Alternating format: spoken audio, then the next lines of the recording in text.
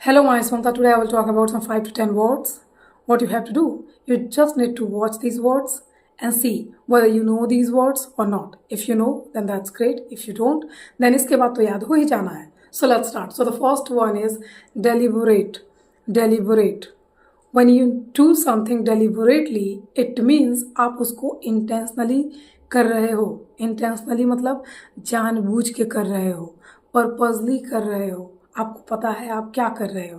For example, I killed him deliberately, I hit him deliberately. मैंने उसको जानबूझ के मारा था, मैंने उसको जानबूझ के हिट किया था, या कुछ भी करना. I loved him deliberately.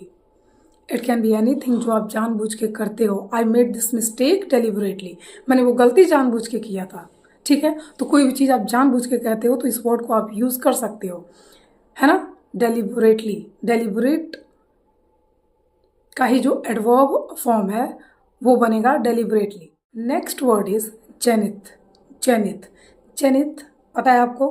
Zenith का मतलब होता है पीक ऑफ समथिंग. पीक, सबसे ऊंचाई, सबसे ऊंचा किसी चीज़ का जो पोजीशन होता है उसको हम जेनिथ कहते हैं. Zenith. For example, I want to achieve zenith of English language. मतलब मुझे इंग्लिश लैंग्वेज की सबसे जो टॉप पोजीशन होती है उसको प्राप्त करना है. Zenith, zenith. ठीक है, बहुत सुंदर वर्ड है, आपको पता होना चाहिए. इसका एक सिनोनिम भी है पिनिकल. पिनिकल है ना. पिनिकल का भी मतलब होता है पीक ऑफ समथिंग. पीक एक वर्ड होता है जिसका मतलब होता है टॉप. ठीक, मतलब किसी चीज़ की सबसे ऊंची जो ऊंचाई होती है उसको हम कहते हैं पिनिकल, जेनिथ, पीक. सबसे ऊंचा, माउंट एवरेस्ट का जो सबसे ऊंचा पॉइंट है, शिखर है, तो उसको हम कहेंगे zenith, pinnacle. Reckon. Reckon means to think. To think by calculating things. For example, मेरे कैलकुलेशन के हिसाब से यही चोर होगा. I reckon that he might be a thief. I reckon that it will rain tomorrow. मेरे कैलकुलेशन के हिसाब से कल होगा बारिश.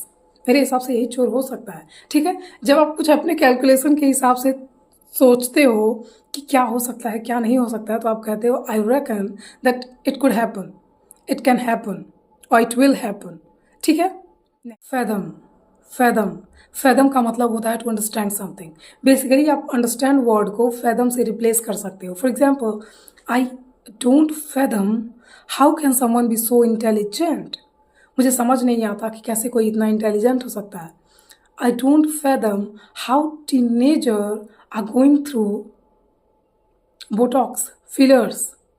Next word is comprehend. Comprehend. Again, comprehend का भी मतलब होता है to understand something. I can't comprehend this whole concept.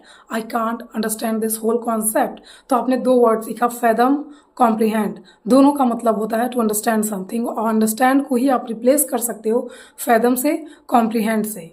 ठीक है, तो हमेशा आपको अंडरस्टैंड वर्ड यूज़ करना जरूरी नहीं होता है, या है. For example, I don't understand, I understand. You can say I don't fathom, I don't comprehend, I can't fathom. It is unfathomable for me. ये मेरे लिए बहुत अजीब है, मतलब मैं सोच ही नहीं सकता, मैं समझ ही नहीं सकता. I can't comprehend this. ठीक है.